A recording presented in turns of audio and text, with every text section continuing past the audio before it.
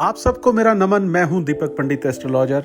बहुत सारे विचार दिमाग में चलते हैं जो शेयर करने का मन करता है। एक नया विचार आज आपके साथ शेयर कर रहा हूं कि जब व्यक्ति धरती पर जन्म लेता है, ना किसी धर्म का होता है, ना किसी जात का, ना किसी मजहब का होता है, वो जहाँ भी कहीं पैदा हो जाता है, किसी भी देश में पैदा होता है, वहाँ की संस्कृति से अनभिज्ञ होता है, लेकिन उस संस्कृति को अपना लेता है। वहाँ के रहन सहन, संस्कार सब सीख जाता है। वो अपना ही एक संसार इस धरती पर बसा लेता है। वो भगवान की कृपा से अपना एक घर भी बना लेता है। धरती पर जिस प्रकार से उल्काएं गिरने की कोशिश होती है अंतरिक्ष में, वैसे ही इंसान की जिंदगी में प्रॉब्लम्स वगैरह, कठिनाइयां आती हैं।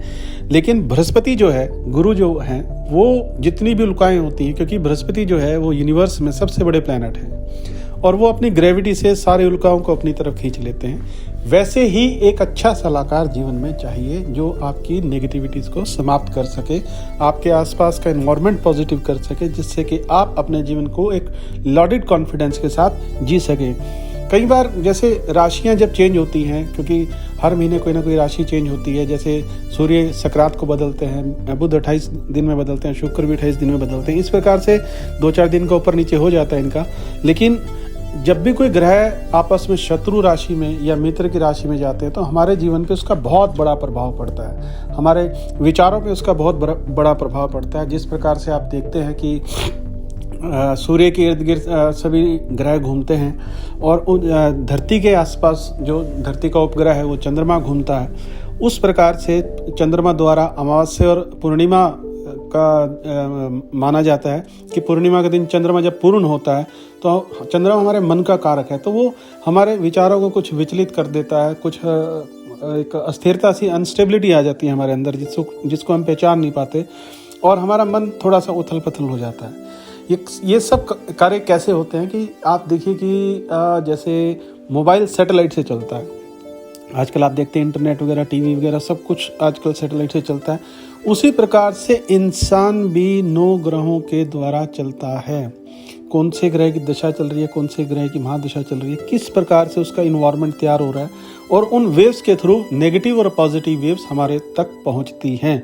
लेकिन बुद्धि और विवेक के द्वारा जब उस विचार का विश्लेषण हम करते हैं कि ये हम अपना कर्म कर रहे हैं, उसके तहत ही जो भी विचार पॉजिटिव हमें नज़र आता है, लेकिन कुछ लोग नेगेटिव भी कर देते हैं, वो उनके अहम के कारण हो जाता है। जैसे नेगेटिव और पॉजिटिव प्लैनेट आपस में जब इनकी जो वेव्स होती हैं, जब क्रैश करती हैं ना ये वेव्स, तो वो हमारे जीवन में कड़वाहट पैदा कर देती हैं, जिससे कि हमारे रिश्तों में, कुछ संबंधों में फ़र्क आ जाता है और कड़वाहट आ जाती है। और कुछ दोस्त होते हैं जो आपस में काम कर रहे होते हैं, पार्टनर्स होते हैं, और आपस में उनका झगड़ा हो जाता है, लेकिन थोड़े टाइम के बाद फिर वो एक हो जाते हैं, फिर एक तरीके से काम करने की कोशिश करते हैं। तो ये सब वेव्स हैं। प्लैनेट का एक समय है, एक समय धारा होती है, एक हो रहा होती है समय की।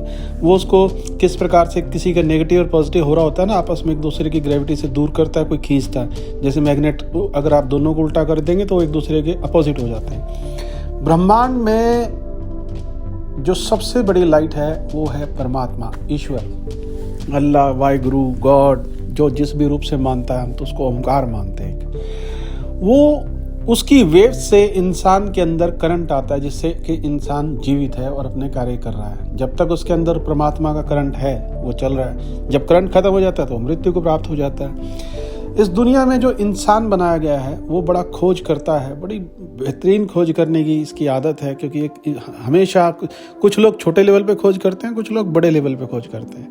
अब वो उनके दिमाग के विस्तार की बात है कि वो किस लेवल से खोज कर रहे हैं, कहाँ क्या खोज कर रहे हैं। इस प्रकार से जैसे बहुत सारे आविष्कार लोगों ने कर दिए, हवाई जहाज बना दिए, मोबाइल बना दिए, इंटरनेट का हो गया, कंप्यूटर, लैपटॉप बना दिया।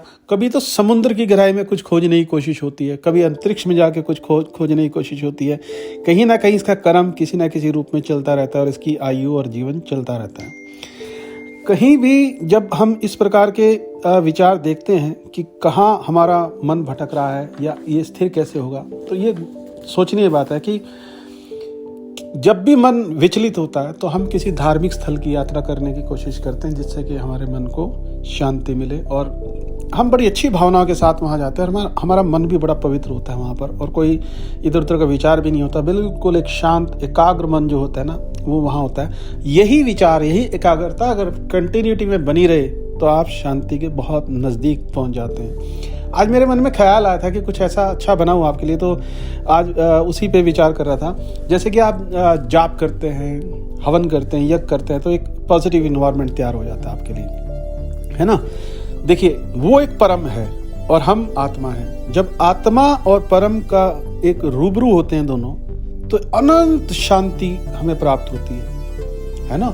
लोग सत्य की खोज में बुद्ध बन जाते हैं और हम इंसान बनने की कोशिश भी नहीं करते। इस बात को ज़्यादा से ज़्यादा लोगों में शेयर जरूर करना दोस्तों, ताकि लोगों के दिमाग में जो क्यूरियोसिटी है वो थोड़ी शांत हो, लोगों का मन थोड़ा सा शांत हो। जहाँ भटक रहे हैं, जहाँ अस्थिरता है उनके दिमाग में, थोड़ी सी एक स्थिरता उनके दिमाग में आए। मेरा चैनल है दीपक पंडित बॉलीवुड एस्ट्रोलॉजर के नाम से, उसको सब्सक्राइब जरूर कीजिएगा और उसका बेल का बटन जरूर दबाइएगा और लाइक जरूर कीजिएगा।